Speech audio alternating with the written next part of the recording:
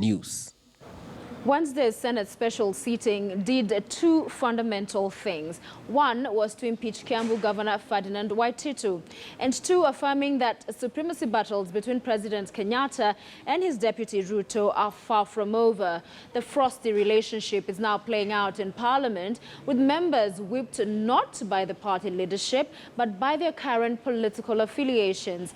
Tonight, our political affairs reporter Akisa Wandera interrogates likely consequences of the Senate's actions and the future, if any, of the Jubilee Party. Once a sea of red, a powerful party born out of the merging of 11 other parties, a force so strong with just one goal: to clinch the 2017 presidency. That they did. But the March 2018 handshake between President Uhuru Kenyatta and opposition leader Raila Odinga certainly came to spoil the party. Almost 2 years down the line, it is now daggers out. The once vibrant party has disintegrated almost entirely, and it shows if Wednesday's Senate impeachment vote is anything to go by. Mr. Speaker, we are not here to assist them. We are here to follow the law. They didn't follow the law, and therefore they must await their fate. Mr. Speaker, the stakes in this case is not about the career of an individual. Protecting devolution is not protecting an individual.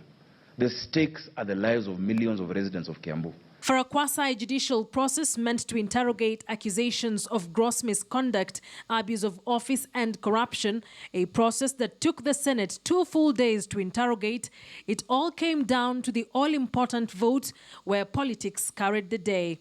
Mr. Speaker, sir, even if today the decision has to be made that Governor Waititu will be impeached, it will haunt us forever. So Jubilee is a shell of what we knew at 2017-2018. And for that reason, what the Deputy President is holding on to is not what you call Jubilee. In fact, it might be what you call URP. The voting, a replica of what was witnessed last week as senators voted on whether to conduct the impeachment proceedings through an 11-member committee or by plenary.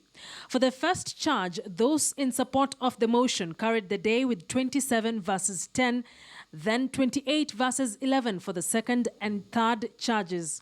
Senators allied to Deputy President William Ruto, led by Majority Leader Kipchumba Murkomen, all voted to keep Waititu in office, despite clear indications that their political nemesis had the numbers.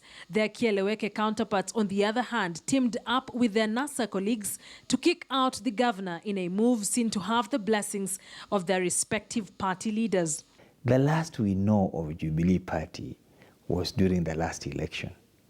What we now know as the politics of this country is a mix of Jubilee and something else. So there's a part of Jubilee that is working with the handshake, and there's a part of Jubilee that's working with what you call Jubilee, whatever it has remained of Jubilee.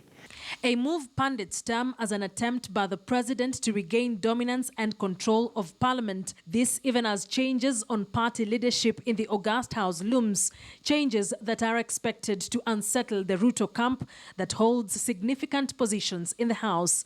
The president is that he's decided to play hardball, and he's playing hardball not because of being held hostage to party lines, but rather going beyond his party to find new friends and run the country. To a point where the next thing that I can tell you is going to happen is the change of leadership by the Jubilee Party, both in terms of leader majority in the Assembly and Senate, and in the Senate and the Assembly, and also the whips. That one is coming.